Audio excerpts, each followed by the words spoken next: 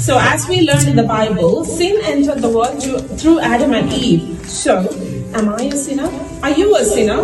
Christina, are you a sinner? Adam and Eve sinned. Are you a sinner? Yes or no? No? Is that your answer? So sin entered the world through Adam and Eve. But are you a sinner? Yes? Yes. We all are sinners. Because Adam and Eve, who were the first humans, who is our great grandfather, grandmother, whatever, because of the first human beings in the world, sin entered to all of the mankind, to all of us. So each one of us is a sinner. Okay. So when we say that we are a sinner, why would God still love us? Can we have the next slide, please? Why would God still love us if we are a sinner? Okay. So there is a law in physics. When you grow up, like Donna Chechi and Delina Chechi, when you grow up, you will learn this. There is a law of motion that's called Newton's third law of motion. All the uncles and aunties know this. For every action, there is an equal and opposite reaction. Means, if you do an action, there will always be an equal and opposite reaction.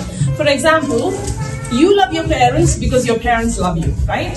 You have a best friend, you do something good for your friend, expecting that your friend will do something back to you. Okay? So whatever you do, if you love someone, you expect the same from the other person, the opposite party. Okay? But when we were sinners means we do nothing good for God, right? We do nothing good for God, we do nothing to please God, but God still loved us. How can you love someone who doesn't do anything good? If one of your friends if one of your friends slaps you, Titi, what would you do back? Would you go and hug him? Oh, I love you?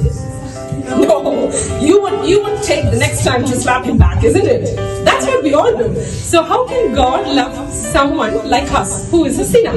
Okay, that's the next slide.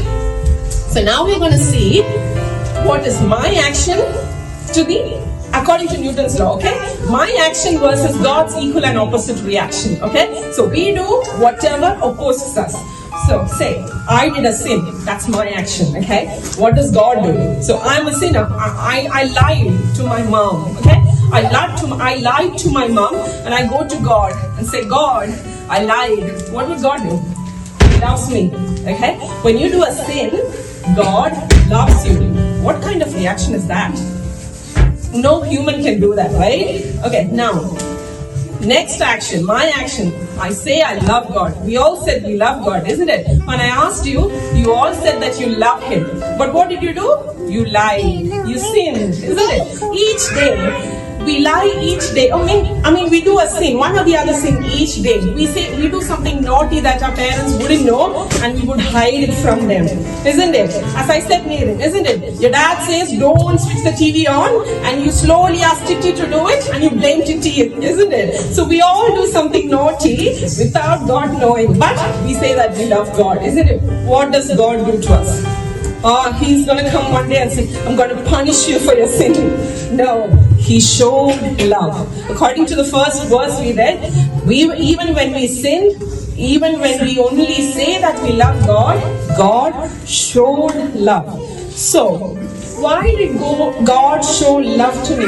It's not because of my might. It's not because I did something good. Okay, one day morning I wake up and at 4 o'clock and think, okay, I'm going to pray today. I'm going to read the Bible. I'm going to help someone. You don't have a list of good things to do every day, isn't it?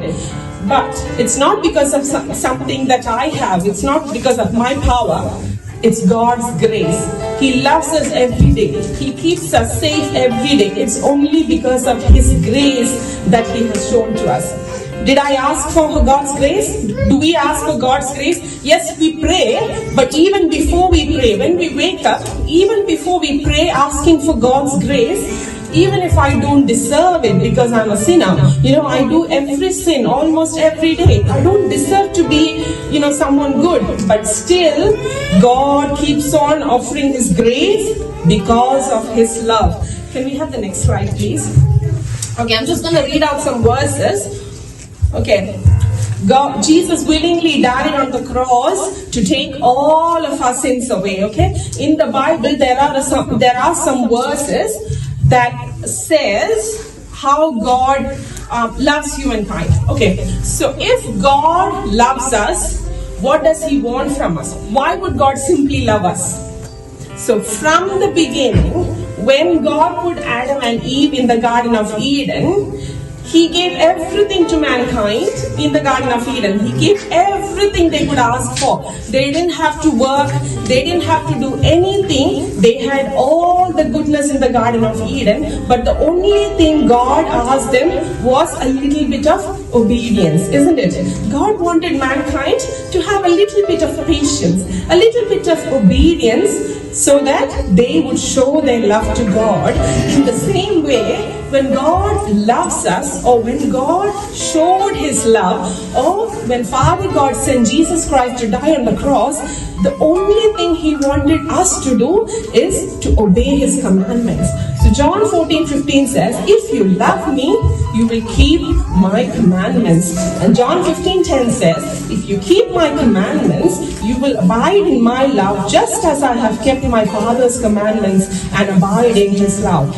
Okay, so do you remember what Thomas Pastor Appian was giving a special class to the Sunday school kids during our fasting prayer? Yeah, Appian was saying how we should follow God's commandments to become a child of God, right? Yeah, there are a lot of commandments to become a child of God. The next slide, please, Angel. Yeah. Next one. Yeah, so John 5:3 says, for this is the love of God, that we keep His commandments, and His commandments are not burdensome. God has not given us any commandment that is too hard for us, okay? That is why God just wants, as His children, if we love God, we have to keep His commandments. The previous slide. So, the only two big commandments that Jesus has spoken in the New Testament is in Matthew 22 verse 37 to 40. The two big commandments, the first two big commandments, I would say, the basic first two commandments is love the Lord your God with all your heart and with all your soul and with all your mind. This is the first and greatest commandment. And the second one is love your neighbor as yourself. But let's focus on the first commandment. So what would you do to love God back, or to show that you obey Him? You love your God with all your heart, with all your soul and all your mind. So next one, and the next one, yeah. So when we say that we love God and we are willing to obey His commandments, what should you do? You accept Lord Jesus as your personal Savior. You want Jesus to come and stay in your heart forever, isn't it? Then only you will have the guidance of the Holy Spirit to walk in His commandments every day. That's what God wants. As children of God, that's what God wants you to do every day, isn't it? That's the good thing that you could do, to obey God. As we saw, it's not about believing in God. It's not about saying that I love God. It's about obeying God. So the easy way to go to heaven is to obey God. It might seem like a difficult task, but it could be easy day by day. It's not like you can't just be a holy person all of a sudden. It takes a small step each day. When you sin, because you're human, it's nature.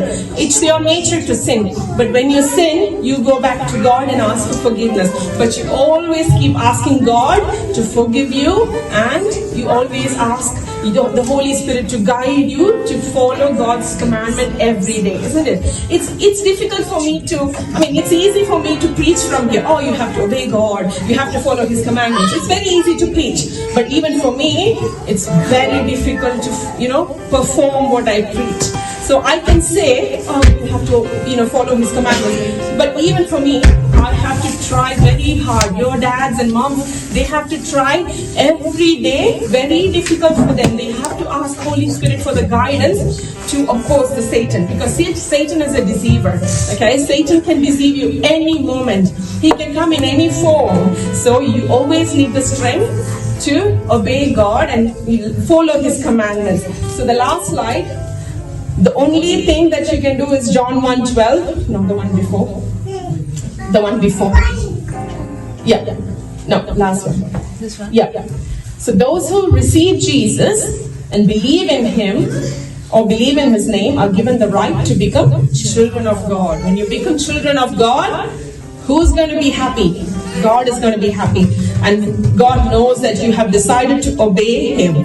So He will help you every day to obey Him. So that's my little message. It's not all about believing in Him. It's about obeying God and following His commandments. Let's submit ourselves to prayer. Okay. Can you all close your eyes, please? Catherine, close your eyes. Yeah. God, our Heavenly Father, we thank you for this wonderful